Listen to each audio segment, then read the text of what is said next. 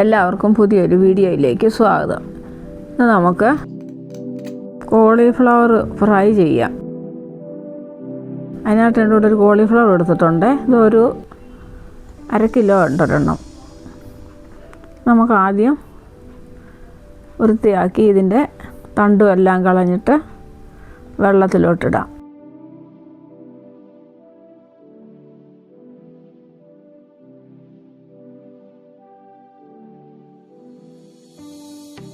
ഒരുവിധം മുഴുത്ത കഷ്ണങ്ങളായിട്ട് കട്ട് ചെയ്തെടുക്കാമേ, തീരെ ചെറുതാക്കണ്ട.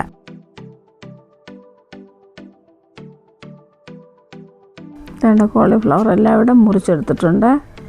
നമുക്കിതിനകത്തോട്ട് നികക്ക വെള്ളം ഒഴിച്ച് ഇച്ചിരി നേരം ഇടാം. ഇച്ചിരി മഞ്ഞൾപ്പൊടിയോട് ഇടാമേ, അഴുക്കോ വല്ലതും ഉണ്ടെങ്കിൽ ഇറങ്ങി അങ്ങ് പൊക്കോളൂ. നമുക്ക് വെള്ളത്തിലിട്ട് വെക്കാം. കുറച്ച് നേരം, ഒരു 1/2 മണിക്കൂറെങ്കിലും വെള്ളത്തിലിട്ട് വെക്കണം. കോളിഫ്ലവറോടിരുന്ന് വെള്ളമെല്ലാം പോകുന്ന നേരം കൊണ്ട് നമുക്ക് വെള്ളം തിളപ്പിച്ചെടുക്കാം. കുറച്ച് വെള്ളം തിളപ്പിച്ച് അതിനകത്തോട്ട് ഉപ്പിട്ട് എന്നിട്ടിത് ഒരു 1.5-2 മിനിറ്റ് ചൂടുവെള്ളത്തിലൊന്ന് തിളപ്പിച്ചെടുക്കാം. ചെറുതായിട്ടൊന്ന് വേകട്ടെ. വീണ്ടും നമുക്ക് അരിപ്പയിലോട്ട് കോരി വെക്കാം. അവിടെ നിന്ന് തണുക്കുന്ന നേരം കൊണ്ട് നമുക്കിതിനൊരു കൂട്ടുണ്ടാക്കാം. 3/4 ടീസ്പൂൺ മുളക് പൊടി, ഉപ്പിട്ടതാകൊണ്ട് ഒരു 1/4 ടീസ്പൂൺ ഉപ്പ്, പിന്നെ ഇച്ചിരി മഞ്ഞൾപ്പൊടി, ഒരു പിഞ്ച് കായപ്പൊടി, 1 ടീസ്പൂണ് സോയാ സോസ്. ഇത്രയായിട്ട് നമുക്കിതൊന്ന് മിക്സ് ചെയ്തെടുക്കാം. ഇത് 1 സ്പൂണ് ടൊമാറ്റോ കെച്ചപ്പാണ്, അതും കൂടെ അങ്ങോട്ട് ഒഴിച്ചു കൊടുക്കുക.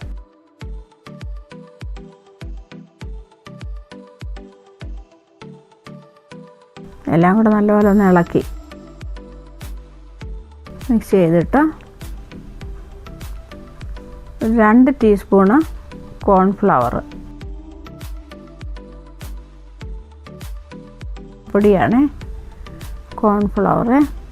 പിന്നെ ബാക്കി 2-3 സ്പൂണ് അരിപ്പൊടി, ക്രിസ്പി ആയിട്ട് കിട്ടാനാണ് അരിപ്പൊടി ഇടുന്നത്. കോൺഫ്ലവറും മൈദയും കൂടെ വേണമെങ്കിലും ഇടാം, പക്ഷേ അരിപ്പൊടി ആകുമ്പോൾ ഇച്ചിരി കൂടെ ക്രിസ്പായിട്ട് കിട്ടും, നല്ല മൊരിഞ്ഞ് കിട്ടും. ഇതെല്ലാം കൂടെ ഒന്ന് മിക്സ് ചെയ്യാം. ബാക്കി വെള്ളവും കൂടെ ഒഴിച്ച് ഒരു 2 പരുവത്തിലെടുക്കാം.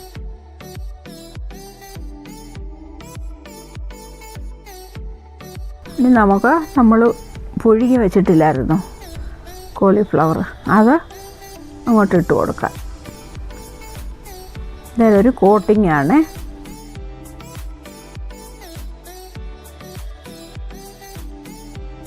മിക്സ് ചെയ്തെടുക്കാം. പകുതിയേ ഇട്ടുള്ളൂ, ബാക്കി അവിടെ ഇരിപ്പുണ്ട്. എണ്ണ ചൂടായിട്ടുണ്ട്. നമുക്കിനി എണ്ണയിലോട്ട് ഓരോന്നോരോന്ന് പറക്കിയിടാം.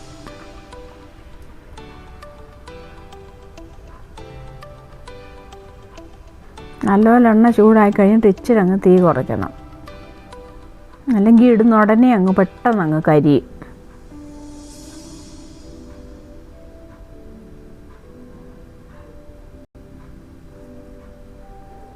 തിരിച്ച് മറിച്ചൊക്കെ ഒന്ന് ഇടാമേ.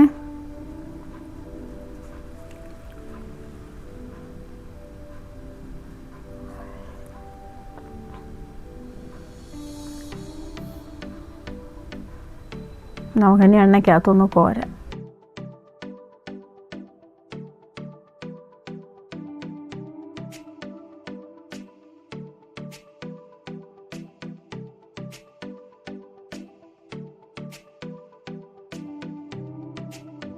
എണ്ണയ്ക്കകത്തൊന്ന് കോരി ഇനി അടുത്ത ബാച്ച് ഇടാം.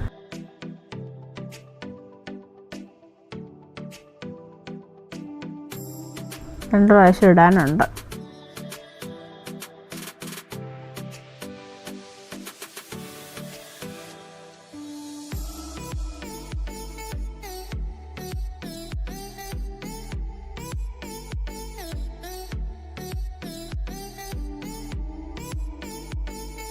ഇതുമായിട്ടുണ്ട്, നമുക്ക് കോരിയെടുക്കാം.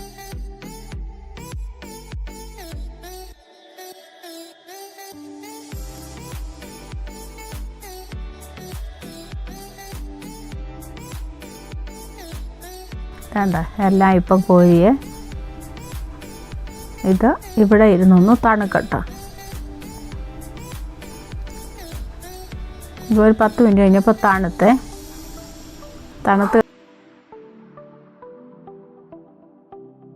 ഇതിനെ നമ്മൾ ഒന്നുകൂടെ എണ്ണയിലിടും. ഡബിൾ ഫ്രൈ ആണ് ചെയ്യുന്നത്.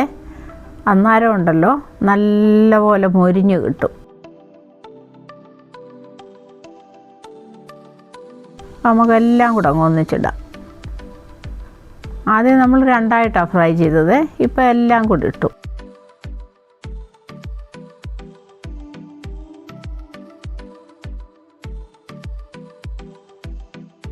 ആയി, നമുക്ക് കോരിയെടുക്കാം.